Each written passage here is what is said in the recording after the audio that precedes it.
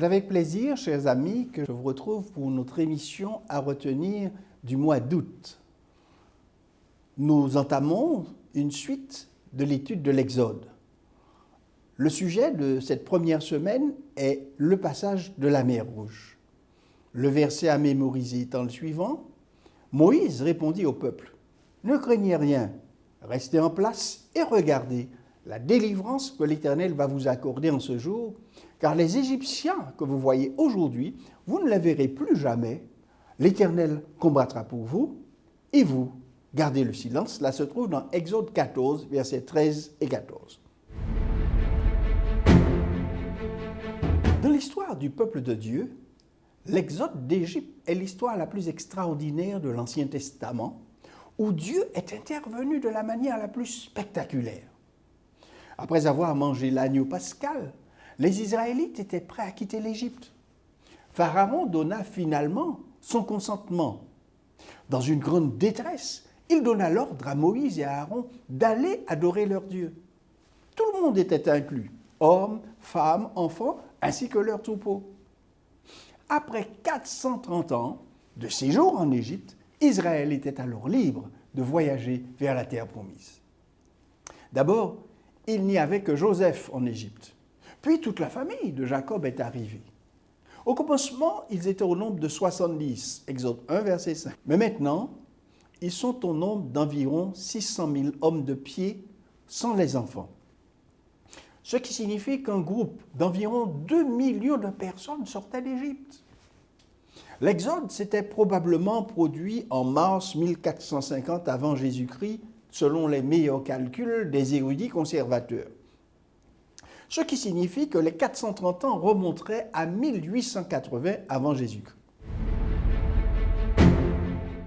La nuit de la Pâque, 1450 avant Jésus-Christ, le jugement divin s'abattit sur ceux qui n'étaient pas couverts par le sang, Exode 12, 1 à 12. Personne n'y échappa. Toutes les couches socio-éducatives étaient touchées. Le châtiment frappa toutes les familles, depuis Pharaon jusqu'aux esclaves, et même les premiers-nés des animaux. Pharaon fut humilié. Et étant donné les circonstances tragiques causées par la plus terrible des plaies, il permit à Israël de quitter l'Égypte. Ce qu'il avait refusé d'accorder toutes les fois précédentes. Pendant ce temps, Dieu avait prévu que les Israélites ne partiraient pas les mains vides, mais avec ce dont ils auraient besoin pour un voyage qui, au final, s'avérait beaucoup plus long que prévu. Les Égyptiens donnèrent aux Juifs ces objets précieux, uniquement pour hâter leur départ du pays. Mais ces objets représentaient un salaire longtemps refusé aux Israélites pour des siècles de labeur en esclavage. Assurément, pour les Égyptiens, le prix pour voir les Hébreux quitter leur terre était suffisamment abordable. Dieu avait protégé les familles israélites qui étaient sous le sang, car par la foi, elles avaient marqué leur linteau. Ces nouvelles instructions furent données par l'Éternel à travers Moïse. Dans Exode 13, verset 2, il dit « Consacre-moi tout premier-né ». Cette législation était valable pour les humains comme pour les animaux. L'un des principes derrière cette injonction est que tout lui appartient car il est notre Créateur et le propriétaire de tout. Le psaume 24, 1 nous dit « À l'Éternel, la terre et ce qu'elle renferme, le monde et ceux qui l'habitent. » Entre-temps, Pharaon révéla les véritables intentions de son cœur. Il n'était pas converti et ne s'était jamais véritablement repenti. Sa demande de bénédiction à Dieu était une farce, peut-être même une tromperie envers lui-même. Il rassembla son armée pour poursuivre ses esclaves en fuite. Combien cet homme était aveuglé par le péché. Lorsque le peuple vit arriver l'armée de Pharaon, il prononça des paroles et exprima des sentiments qui se répéteraient. N'y avait-il pas de sépulcre en Égypte sans qu'il fût besoin de nous mener mourir au désert? Que nous as-tu fait en nous faisant sortir d'Égypte, dirent-ils à Moïse. Bien qu'ils eussent déjà vu des manifestations puissantes de la part de Dieu, y compris la préservation de leur premier-né, le peuple manifesta un manque de foi stupéfiant. les Israélites étaient géographiquement acculés. Devant eux se trouvait la mer Rouge, d'un côté il y avait des montagnes, et derrière eux se trouvait l'armée bien entraînée et puissante de Pharaon. De cette situation, humainement parlant, il était impossible d'échapper. Le peuple était terrifié. Il n'est pas étonnant que Dieu, par l'intermédiaire de Moïse, les ait encouragés en leur disant, Exode 14, 13, « Ne craignez rien, restez en place et regardez la délivrance. » Une grande tension régnait dans l'air. Comment le peuple réagira-t-il? Le déroulement des événements est exceptionnel. Dieu donna l'ordre d'aller de l'avant.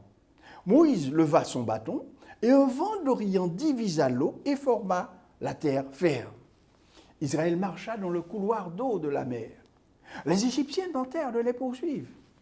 Mais l'Éternel confondit l'armée de Pharaon et toute l'armée fut noyée alors que les Israélites étaient en sécurité de l'autre côté de la mer Rouge. Ainsi, ils firent l'expérience de la victoire spectaculaire de Dieu en les sauvant. Dans une finale culminante au miracle de l'Exode, Moïse demanda aux Israélites de louer l'Éternel à travers une poésie esquisse que l'on trouve dans Exode 15, verset 9. Les cantiques de Moïse et de Marie étaient des chants de victoire et de reconnaissance. Ainsi, ils firent l'expérience de la victoire spectaculaire de Dieu en les sauvant. Il est souvent difficile de faire confiance à l'Éternel et à ses promesses, surtout dans les périodes périlleuses où son aide n'est pas visible et ne vient pas immédiatement. Naturellement, nous ne savons pas comment rester calmes et attendre l'intervention de Dieu. Nous voulons combattre au lieu d'attendre Dieu, nous taire et avancer par sa grâce et sa puissance. Moïse faisait pleinement confiance à Dieu et à sa parole, et il encouragea le peuple. Il exposa 4 points essentiels sur la manière d'agir dans des situations difficiles. Le premier point est celui-là, ne craignez rien. La première exhortation, c'est de faire confiance au Seigneur, car ce n'est qu'ainsi que la peur peut être vaincue. La deuxième, restez en place. Le fait de rester en place signifie non seulement cesser de murmurer et attendre de grandes choses, mais également faire confiance à Dieu et attendre patiemment son intervention puissante, car il agira. Et puis, l'autre, regardez la délivrance que l'Éternel va vous accorder en ce jour. Pour que notre foi grandisse, il est important de reconnaître la conduite de Dieu et son aide, et d'être reconnaissant pour son assistance promise, si bien que Moïse dit « regardez ». Regarder signifie ouvrir les yeux, car l'incrédulité est aveugle. Seul Dieu peut donner la victoire, la sécurité et le salut. Dieu est toujours à notre côté, veillant sur nous et pourvoyant aux besoins en temps voulu. Dans Exode 14, 14, Moïse dit « L'Éternel combattra pour vous ». Cela indique ce que Dieu fera. Il combattra personnellement pour son peuple. Le calvaire est la preuve ultime de cette réalité, car sur la croix, Christ a vaincu Satan pour nous donner la vie éternelle.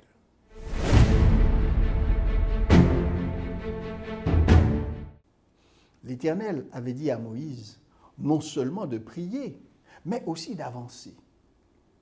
Dieu combat-il pour nous dans toutes les situations de la vie, ou s'attend-il à ce que nous fassions des choses en réponse à cette directive?